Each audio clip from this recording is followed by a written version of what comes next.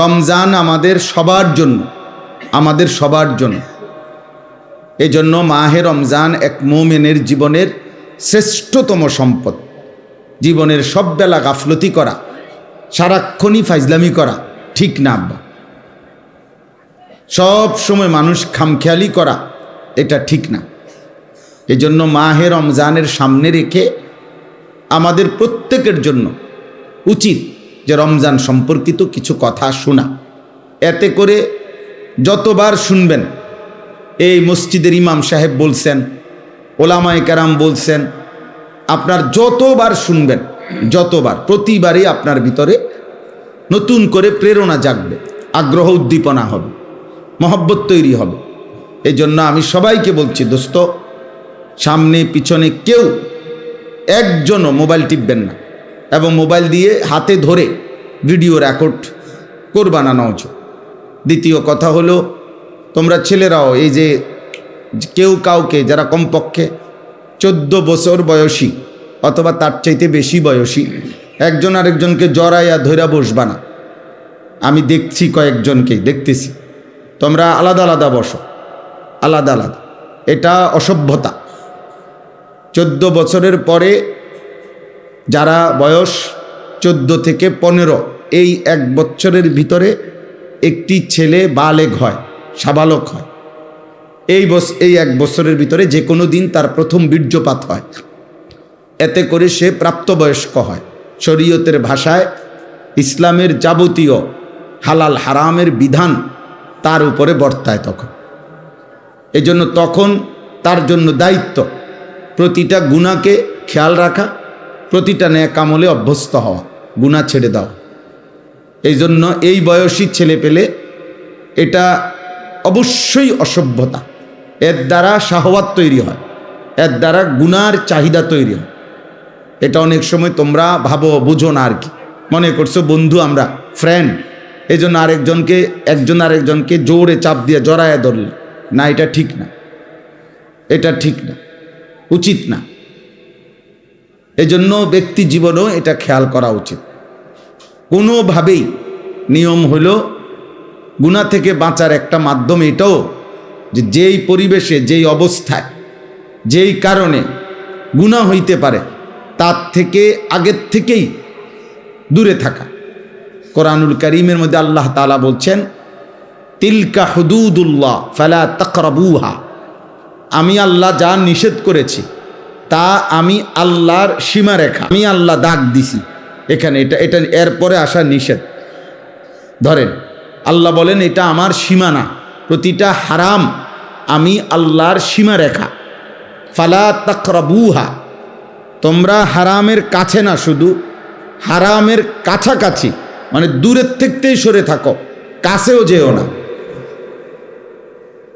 একেবারে যেই দাগ দিছে এই দাগের উপরে তো আসবাই না, বরং দাগের কাছেও আসবা না, আরো দূরের থেকে সরে যাব গুনার।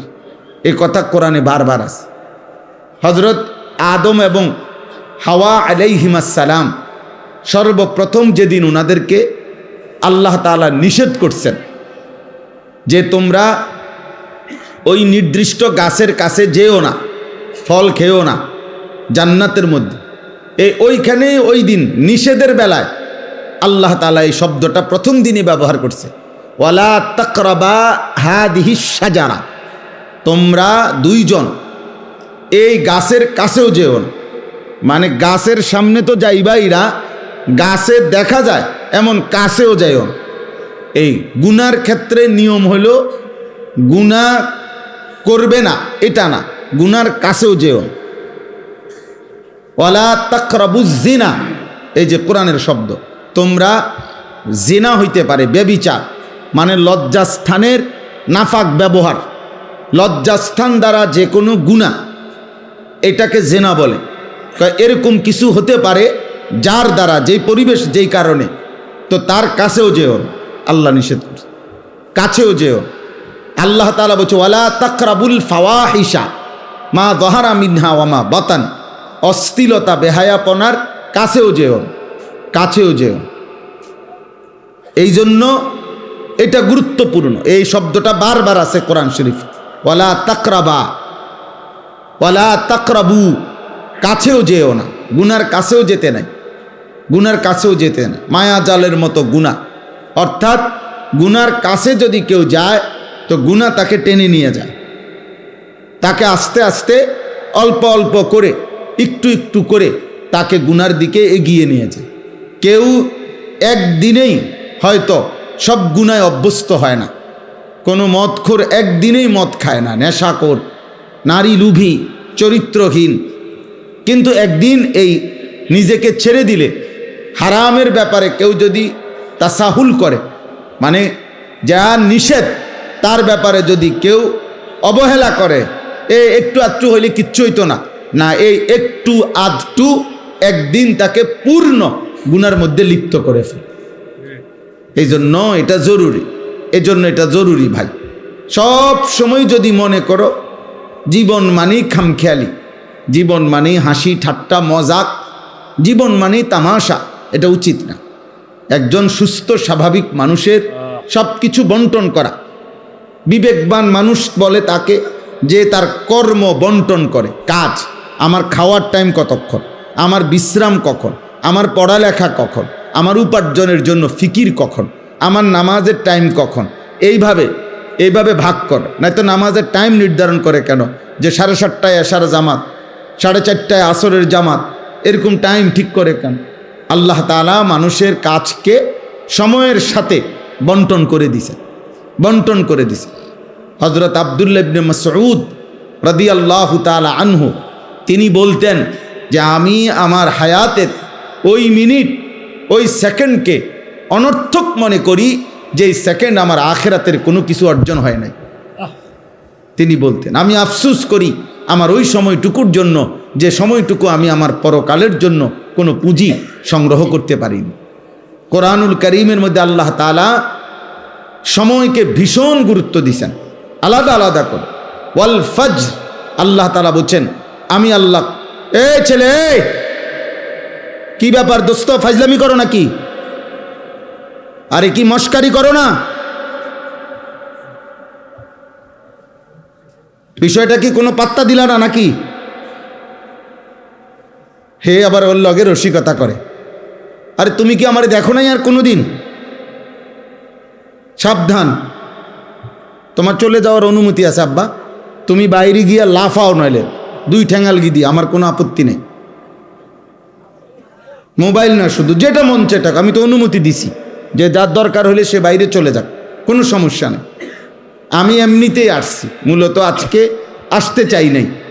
ফেরদাউস ভাইকে অনেকবার বলছি যে নির্বাচন পর দিন না আসলেই ভালো হয়, এ কথার উপরেই ছিলাম। জুমার আগেও, গতকালকেও, তার আগের দিনও জুমার নামাজে দাঁড়াইছি। আর আমি আজকে নামাজ যখন পড়াইতেছি জুমা, আমার কেন জানি নামাজের সময় কথাটা মনে হয়েছে যে ওনারা যে নিষেধ করতেছি, যদি উনি রাগ করে। ও মকবুল ভাইরে নামাজের আগেও বলছি যে আসবো না, কিন্তু নামাজ অবস্থা হঠাৎ এই কথাটা 1 মিনিট আমার মনে হয়েছে যেন যে যদি উনি রাগ করে। তো আবার নামাজের পরে ড্রাইভাররে বললাম আবু বকর ভাই আবার ফোন দেন, না জামু।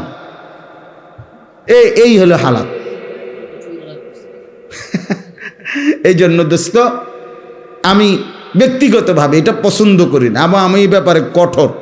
আমি শ্রোতা একজন হোক, কিন্তু গাফেল মানুষকে বলতে রাজি না, অমনোযোগী মানুষকে আমি বলতে রাজি না। যে কলস, আল্লাহ রাসূল সাল্লাল্লাহু আলাইহি সাল্লাম বলছেন যে কলসি উল্টানো, এই যে মনে করেন এই পানির বোতল, এটা যদি উল্টানো হয় এভাবে, তাহলে এখানে আটলান্টিক মহাসাগরের পানি ঢাললেও এটা পুড়বে না। কেন? এটা উল্টানো। এজন্য যেই দিল উল্টানো, যেই দিল গাফেল, ওইটার কাছে যদি 30 পারা কোরআনও বাইটটা দেওয়া হয়, সে তো এটা উল্টাইয়াই রাখছে, কাম হইতম, আর কোনো পরিবর্তন হবে না। কারণ সে তো কথার প্রতি কোনো মনোযোগই নাই তার। তো তারে আপনার ফিকির হইল শুনছি খিচুড়ি দিব, এটা দিব কোন সময়, অথবা 1 ফোঁটলা বিরিয়ানি দিবনি খবর ল, দিলে দিয়ে লাই তো কহুদা ঘুরাইয়া লাভ কি?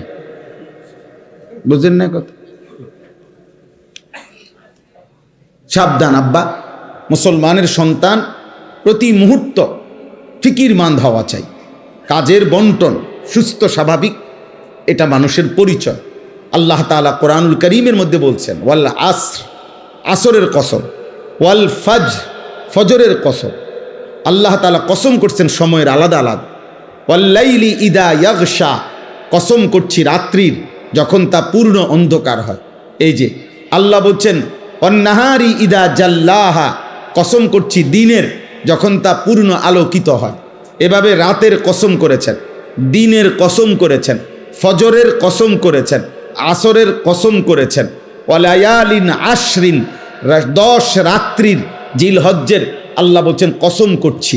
ওয়াদ্দুহা, সকালবেলার সূর্য যখন পূর্ণ আলোকিত হয়, ওই আলোকিত পূর্ণ সূর্যের ওয়াক্ত সময়ের কসম। ওয়াল্লাইলি ইদা সাজা, রাত্রি যখন পূর্ণ অন্ধকার হয় ওই সময়ের কসম। আল্লাহ তাআলা এইভাবে কখনো গভীর রাতের কসম, কখনো সন্ধ্যা রাতের কসম, কখনো ভোরের আলোর কসম, কখনো ফজরের ওয়াক্তের কসম, কখনো আসরের ওয়াক্তের কসম, কখনো 10 রাত্রির কসম। এভাবে আলাদা আলাদা সময়ের কসম করে আল্লাহ বলছে বান্দা সময় তোমার জীবনে প্রতি ঘন্টা মিনিট সেকেন্ড শতভাগ মূল্যবান, শতভাগ মূল্যবান। অ্যাম্বুলেন্সের পিছনে অনেক সময় লেখা থাকে, অনেক অ্যাম্বুলেন্সের পিছনে লেখা থাকে যেখানে প্রতিটি মুহূর্ত মূল্যবান। অর্থাৎ এই কারণে অ্যাম্বুলেন্স সর্বোচ্চ প্রায়োরিটি। রাস্তায় চলতে গেলে অ্যাম্বুলেন্সকে সর্বোচ্চ কি দেওয়া হয়? ছেড়ে দেওয়া হয়, যত জ্যাম হোক, যত ঝামেলা হোক, কারণ এখানে রুগীর প্রতি সেকেন্ড মূল্যবান। 1 সেকেন্ড দেরির কারণে রুগীটা মারা যাবে। এই জন্য যেখানে প্রতি মুহূর্ত মূল্যবান। আরবি কিতাব আছে, আরবি ভাষার প্রবাদ, আল ওয়াক্তু আনফাসুম লা তাউদু, সময় নিঃশ্বাসের মতো যার কখনো ফিরে আসে না। কোনো নিঃশ্বাস মানুষের আর ফিরে আসে না। এটা দ্বিতীয় নিঃশ্বাস, ওইটা তৃতীয় নিঃশ্বাস, আগেরটা না। কোনো সেকেন্ড আর আসে না, এটা তো চলে যাওয়ার সেকেন্ড। ইমাম শাফিঈ রাহমাতুল্লাহ আলাইহি বলছেন যে আমাদের জীবনে আছে কি, যে ওয়াক্ত চলে গেছে সে তো চলেই গেছে, যে ওয়াক্ত আসবে সে তো আমি জানি না আমার জন্য আসবে কি না।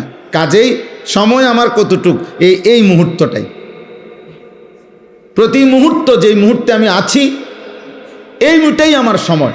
কারণ আগামীর মুহূর্ত আমার জীবনে আসে না নাই তার তো কোনো নিশ্চয়তা নাই। পিছনের মুহূর্ত তো চলেই গেছে, তাকে তো আর ধরে আনার সুযোগ নেই।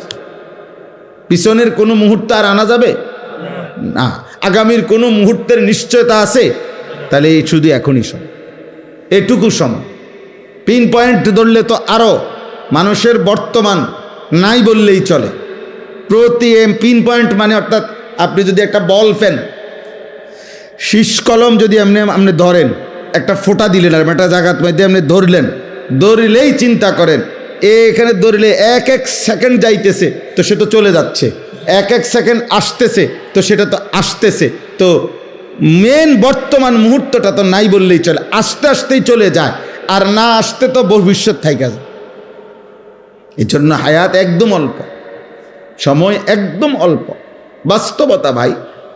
ছেলেরা তোমরা যদি বুঝতা, তোমরা যদি বুঝতা, বাবা আপনারাও যদি বুঝতেন, যিনি বৃদ্ধ তাকে আল্লাহ দয়া করেছেন, যিনি যুবক তাকে আল্লাহ দয়া করেছেন, যাকে আল্লাহ হায়াত দিয়েছেন তাকে আল্লাহ তাআলা রহম করছেন।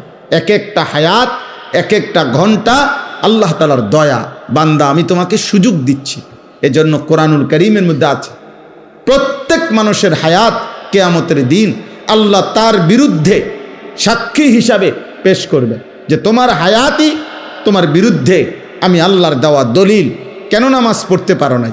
আমি কি হায়াত দেই নাই? কেন আমার জিকির করতে পারো নাই? আমি কি হায়াত দেই নাই? কেন আমার কোরআন তেলাওয়াত করতে পারো নাই? আমি কি হায়াত দেই নাই? এইভাবে আল্লাহ তাআলা বলবেন আওয়ালাম নুআম্মিরকুম, আমি কি হায়াত দেই নাই? আওয়ালাম নুআম্মিরকুম, আমি কি হায়াত দেই নাই? এভাবে আল্লাহ তাআলা বলবেন অমান নুআম্মিরহু নুনাক্কিসহু ফিল খালক। আল্লাহ বলেন আমি যাকে হায়াত লম্বা করছি তাকে আমি আল্লাহ পুনরায় আবার প্রথম অবস্থায় ফিরিয়ে আনছি। আফালা তাকিলুন, তোমরা কি বুঝবা না? আল্লাহ তাআলা বলেন তুমি দেখো বৃদ্ধ মানুষটা তো বৃদ্ধ ছিল না, যুবক ছিল, মজবুত ছিল, আজ আবার বৃদ্ধ হয়ে গেল। এই জন্য দোস্ত প্রত্যেকের এটা উচিত, আল্লাহ তাআলা আমাদেরকে আমাদের ঘন্টা, মিনিট, সেকেন্ড, আমাদের হায়াতের কদর করার তৌফিক দান করেন। আল্লাহ তাআলা আমাদের সবাইকে কবুল করেন।